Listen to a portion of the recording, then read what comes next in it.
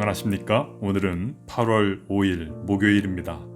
오늘도 주님의 말씀과 함께 기쁨, 감사, 은혜 풍성한 하루 되시기를 바랍니다.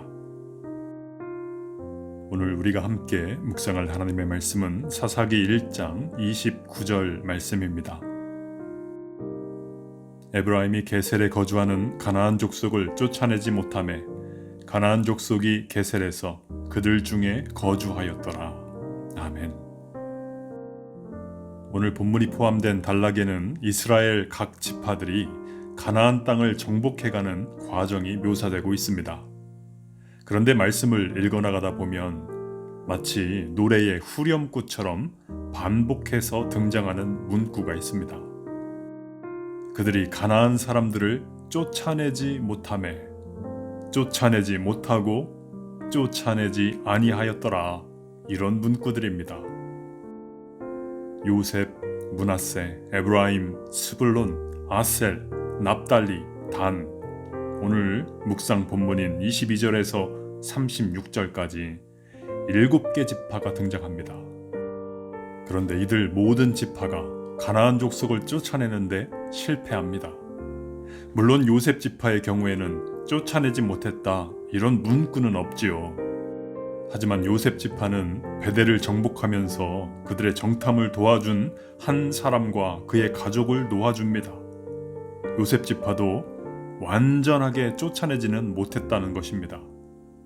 하나님은 가나안 족속을 모두 쫓아내라고 하셨는데 이 지파들은 모두 실패했습니다. 그런데 여러분 궁금하지 않으십니까? 왜 하나님은 가나안 사람들과 같이 살라고 하지 않으시고 쫓아내라고 하셨을까? 그 이유는 당시의 이스라엘은 연약했기 때문입니다.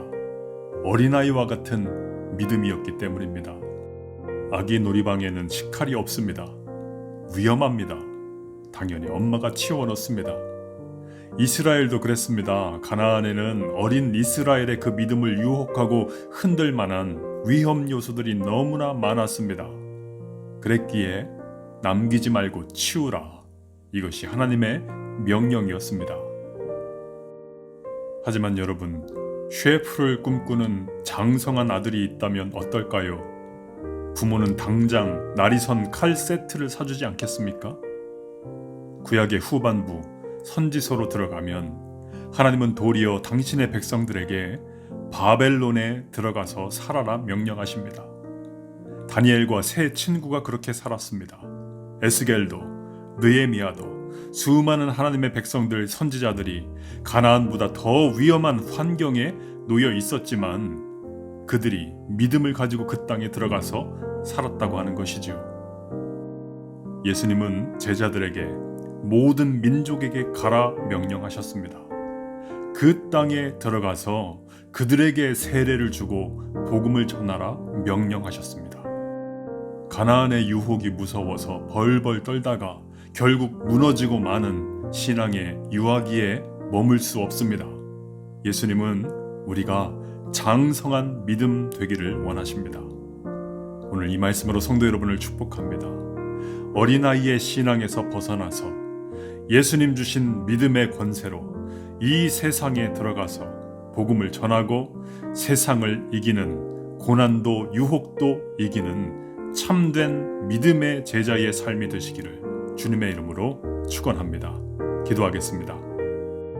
하나님, 우리 앞에 정말 많은 유혹과 시련이 있지만 그러한 것들에 흔들리는 신앙이 아니라 도리어 세상 속에 들어가서 말씀으로 이기고 세상을 변화시키는 참된 제자의 삶을 살아낼 수 있도록 하나님 주의 백성들을 붙드시고 힘을 더하여 주옵소서. 예수님의 이름으로 기도하옵나이다.